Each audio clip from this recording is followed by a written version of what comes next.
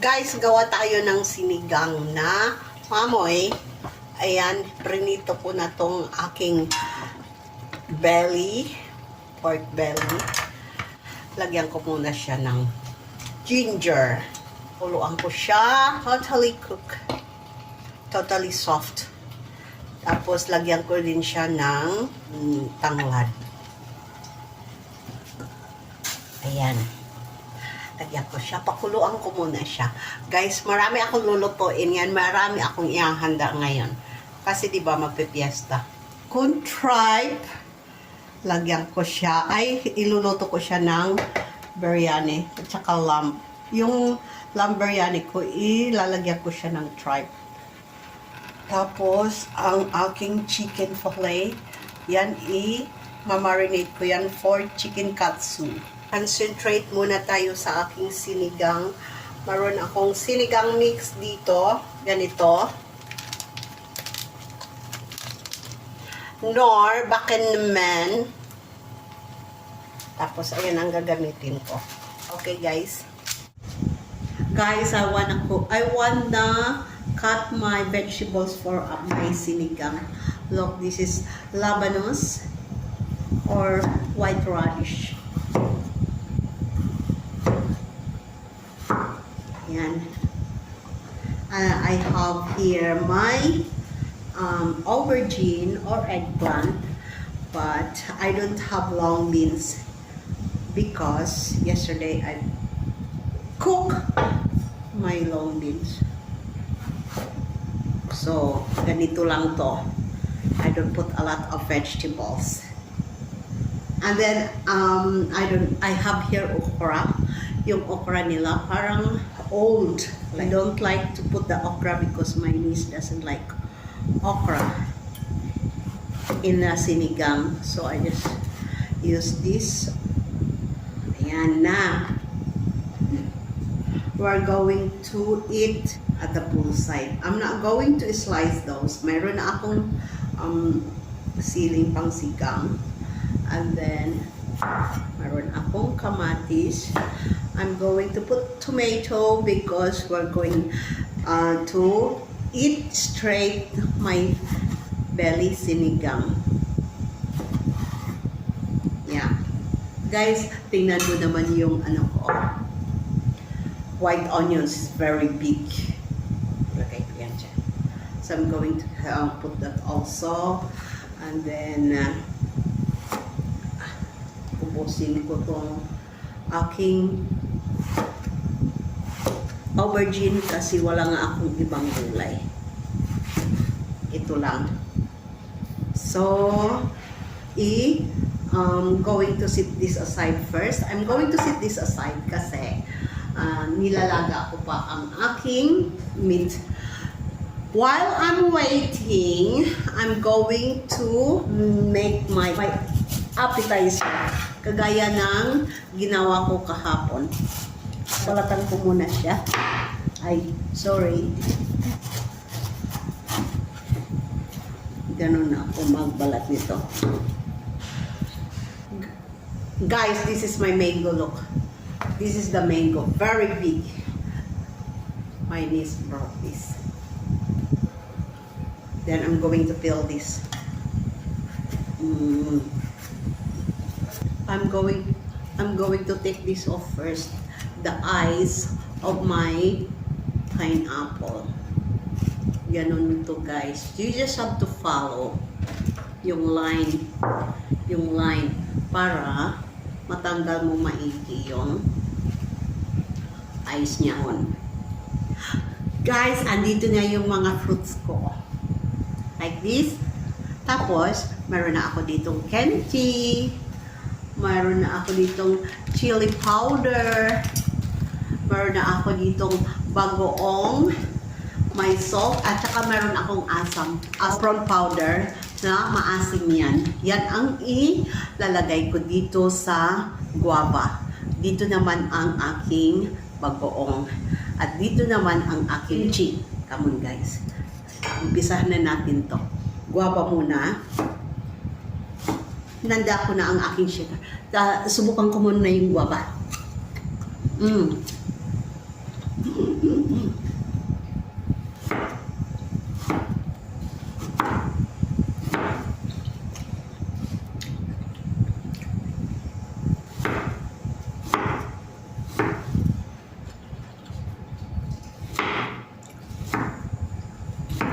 Okay. Lagay ko na ito dito sa aking shaker. Yan na.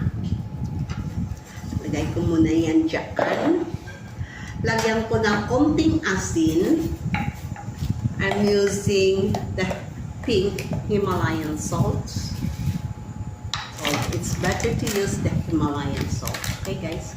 Tapos, ilagay ko na ang aking serbuk asam tapos, ilagay ko ng aking chili powder. Kunti lang kasi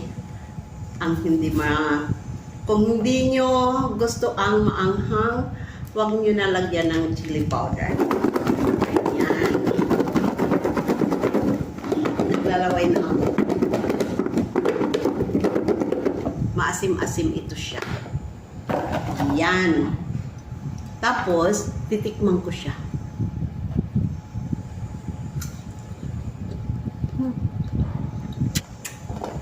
Lagay ko na siya dyan. Tapos, hiwa ko naman ang aking pineapple. Sarap, guys.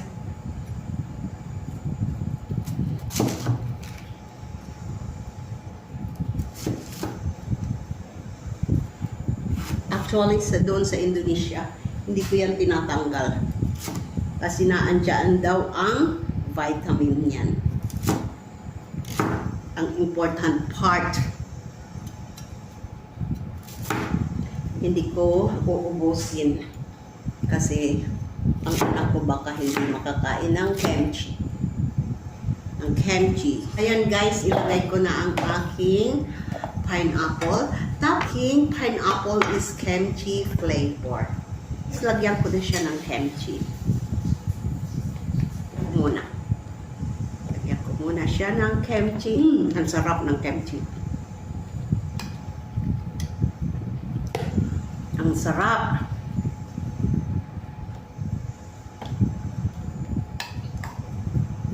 Wow! Tapos, i-shake natin ulit siya. I really wanna taste the pineapple because this is my favorite. You know, yung ganitong, pwede ito pang negosyo guys, yung ganito kadami, this is about 30,000 or 30,000, 30 to 50 pesos. Pag yung kimchi, at saka pineapple, ito, probably 50 pesos, naglalaway na ako. Ayan, 50 to 70 pesos.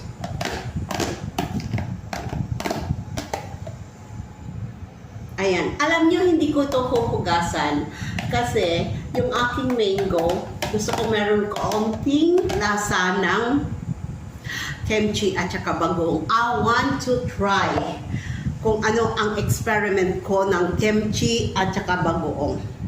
Okay guys, I want to try because this is my favorite, the kimchi and the pineapple.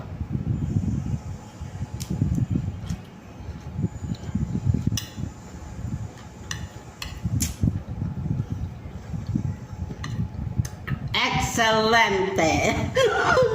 This is my favorite. Isunod ko ng aking mangga with kimchi and bagoong flavor. Okay. Hindi ko siya dadamihan. Price nito ay 60 pesos. Dalawa nga siyang flavor. So, I'm going to put that here inside. Tapos, gawin ko na, lagyan ko ng bagoong Barrio Fiesta, patin naman. Ayan. Do it.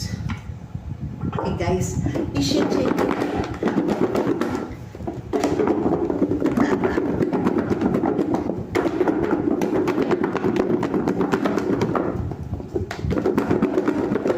Okay. Ayan na ang aking napakasarap na mangga with kimchi and bagoong flavor. Ayan guys, oh, ang sarap-sarap talaga. So, itong one plate na to is about 200 pesos. It's very cheap, right? You can put it to 200. Okay. I want to try it now. The mango. And then I want to put a little bit of kimchi. Mango and bagong muna.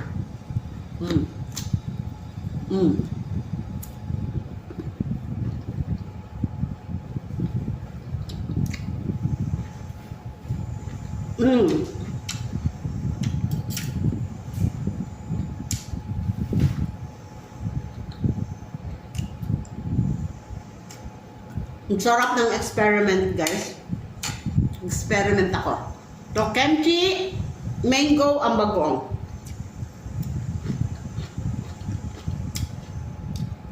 Oh.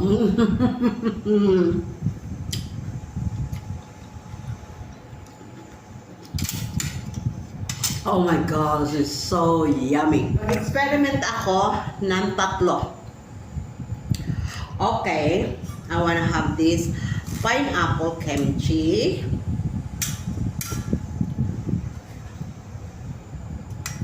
Mango bagoong.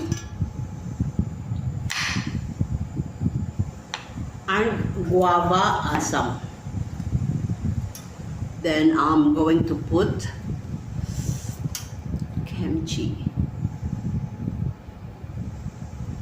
Okay. Tingnan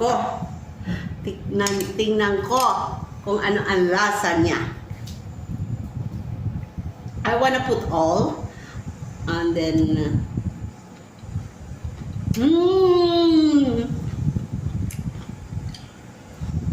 serious, subukan nyo to, guys. Subukan nyo to. OMG.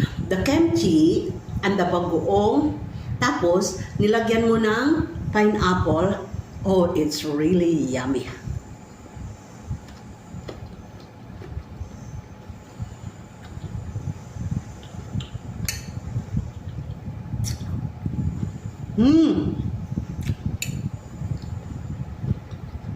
Natakpan lahat yung mga sourness ng manga.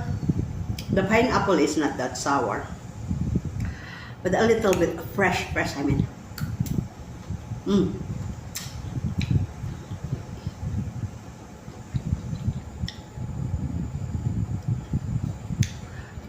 my gosh, I can't stop eating.